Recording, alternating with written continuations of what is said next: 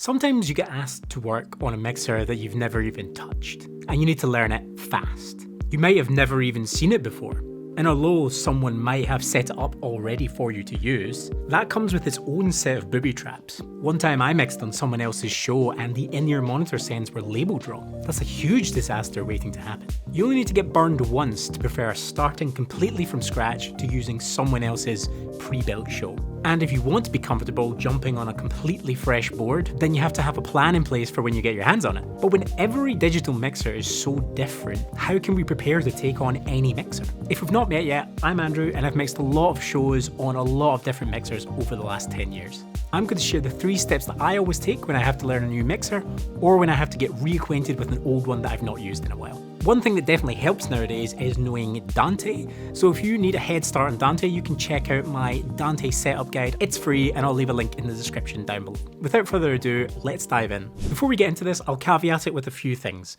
One, you can only go so far with no info. So as soon as you find out what that board is, you need to start preparing for that in advance. And 2, there is only so much you can do with no advanced preparation or advanced info. So don't expect to grab a new board and suddenly be doing the most advanced stuff that you do on the boards you're really familiar with. And 3 questions I ask myself are all about this one theme, which is, what is the core functionality that I need to get out of this mixer to survive this show? And the first thing that I need to teach myself on a new mixer is routing, right? How do I get signals in and out of that mixer? That is the most important thing. So I will grab the manual for the mixer, I'll open up ChatGPT, I'll go on some forums, I'll try and download the offline editor, and I'm going to ask myself about these things and find the answers in there, right? The first thing that I want to know is, how do I get sound from a stage box into this mixer, right? Because digital mixers always communicate on some kind of protocol, right? Whether that's AES50, MADI, DX, GigaAce, you name it, Dante, of course. The important thing is that I know what standard that mixer uses, right? And then I need to know how I get a connection between that mixer and the stage box. For example, Allen and Heath D-Live, I need to know that that is a GigaAce connection. I need to know the type of cable that is connected to the stage box.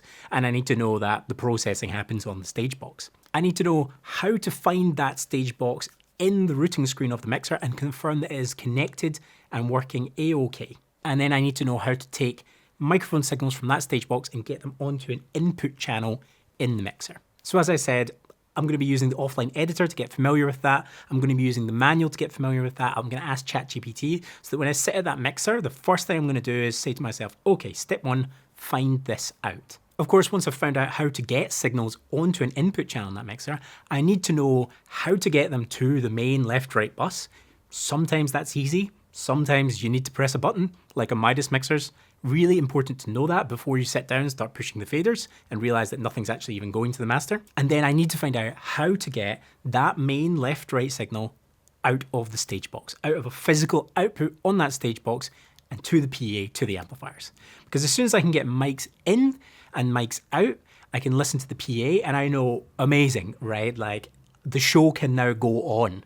I can almost do a show with nothing but levels. Obviously, it's not going to sound amazing, but there's a big difference between having no sound and having sound. Under the subcategory of routing that I need to teach myself first, I also need to know how to get sound from my mixer channel into a bus in the mixer and then get the sound from that bus out of a physical output on the stage to go to IEMs or to wedges, because again, really, really important to just have sound. I also think it's pretty important to learn how to switch the send for those channels from pre-fader to post-fader and backwards, because that can really catch you out. If you turn up the send for a monitor and you suddenly find out it's post-fader, that's a problem, and that's not a problem that you want to find out at the last minute. And the last thing that I'll try and make sure that I know, depending on the complexity of the gig, of course, is how to get the master mix to a matrix and how to get that matrix out of the stage box. I'm probably already fairly certain how to do it once I've learned all of the above.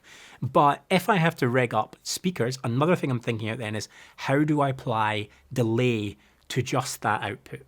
If I'm going to have matrix outs for the main PA and then for delay speakers further down the hall, I need to know how to apply that delay. Because if I can't apply the delay and I don't have DSP on the speakers, again, that's going to be a problem. Once I've learned all of those things, I consider myself, you know, a novice but learned on the routing of that mixer, and that means that there can be a show. Even with no EQ, no compression, no anything, I can still make it happen.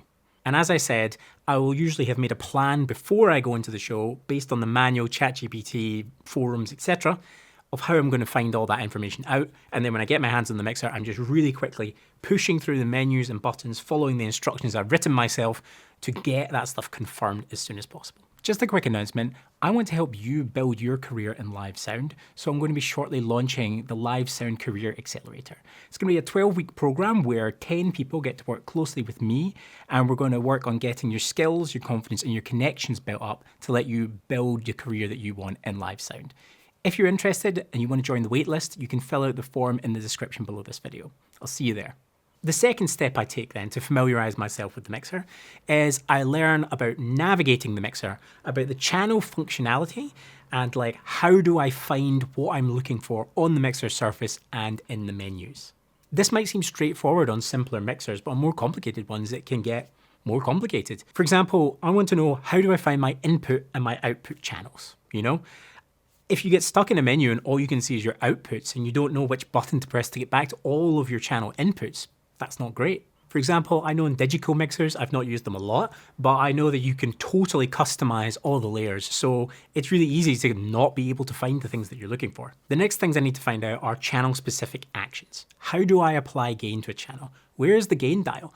On a Midas Pro X mixer, the first time I used it, I was turning this dial and all it was changing was the trim, and I was like, I don't get it. Turned out there was a separate gain dial, which you use by selecting the channel, and then it had a dedicated pot just for digital gain. It's really important to figure that out before you get anyone on the stage and you have to start adjusting gain. I want to know how to activate phantom power. Yamaha mixers, it's hidden in a menu somewhere. There's not a button on the mixer surface to turn phantom on. I hate that. It took me ages to find that out the first time I was on a QL series mixer. Then it's EQ, compression, gating. That's usually the easiest thing to find. There's usually a master section on the mixer surface where you can control these things, or it's readily available on the touchscreen. Not usually an issue, so quite low on the list, but I still want to know that everything's turned on and working. Most importantly, I want to know how I can apply EQ to the master bus so that I can tune the PA system. Big one here, how do I load up and configure effects? How do I get to the effects screen?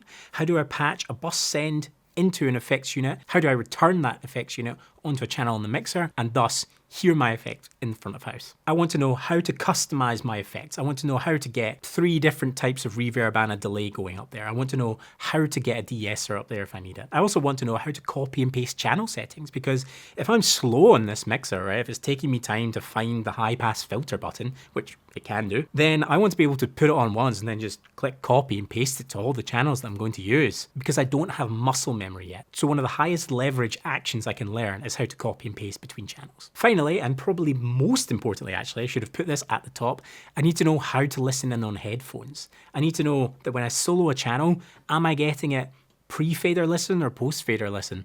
And is it going to stack, or is it like a click the solo once and then, what do you call it? Toggle. Is it toggled between channels? Again, seems like it would just make sense, but I think Allen and Heath mixers quite often default to post-fader listen, and a Midas Pro mixers didn't even have the headphone output patched.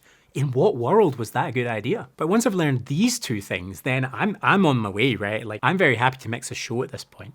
If this has been useful to you so far, I'd love it if you could subscribe to the channel. I've got loads more videos like this coming. The last thing I'll spend my time on when I'm learning a mixer is on customization.